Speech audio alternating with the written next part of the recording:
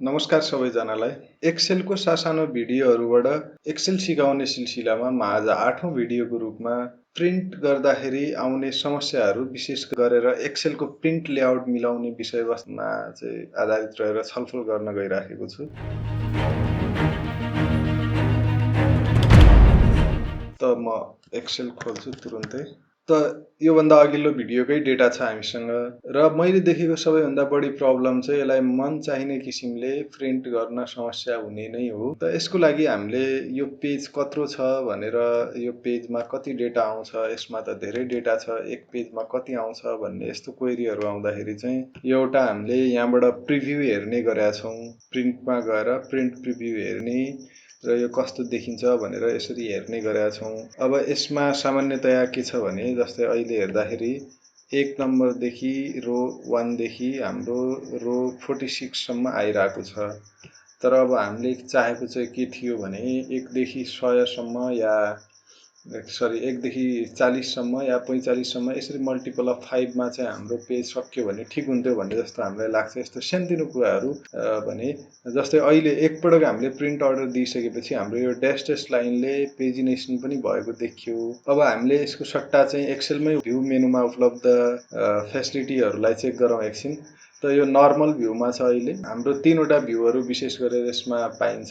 एउटा normal view भने हजुरहरूले एक्सेल खोल्ने बित्तिकै जो पाउने भ्यू छ त्यो चाहिँ नर्मल भ्यू हो। यो सामान्य भ्यू हुन्छ, फर्मुलाहरू राख्न, डेटाहरू राख्न यो भ्यू ठिक हुन्छ भने प्रिन्टको सेटिङ मिलाउनको लागि चाहिँ हामीसँग यो पेज ब्रेक प्रिभ्यू भन्ने छ, यो उपयोगी हुन्छ।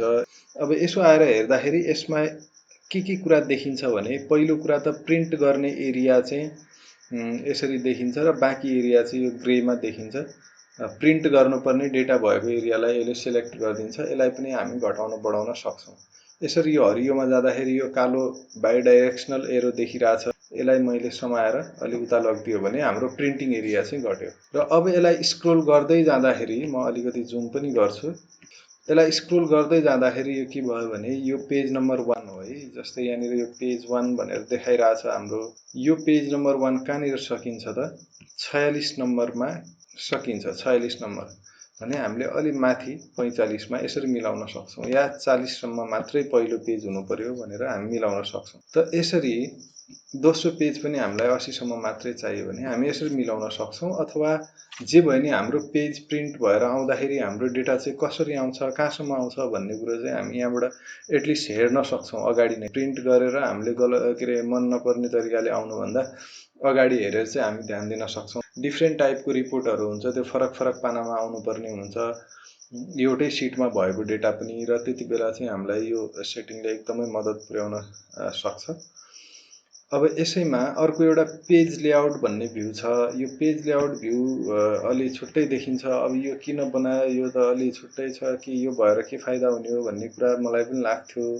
तर यसो बुझ्दाखेरि यसमा धेरै फेसिलिटीहरू रहेछ। जस्तै यो हेडर राख्ने, हरेक पानामा हेडरहरू राख्ने। यो चाहिँ वर्डको किसिमले जसरी एमएस वर्डमा पेजको लेआउट देखिन्थ्यो त्यस्तै किसिमको देखाउने गरेर यो माथि हजुरलाई रुलर पनि देखिरहेछ हैन। यो रुलरले चाहिँ तपाईको मार्जिनहरू हामी क्विकली घटबड गर्न सक्ने भयौँ भने अलि हेरेर पनि अन्दाज लगाउन सकिने अवस्था भयो हाम्रो पानामा कस्तो देखिन्छ यो कुरा भनेर।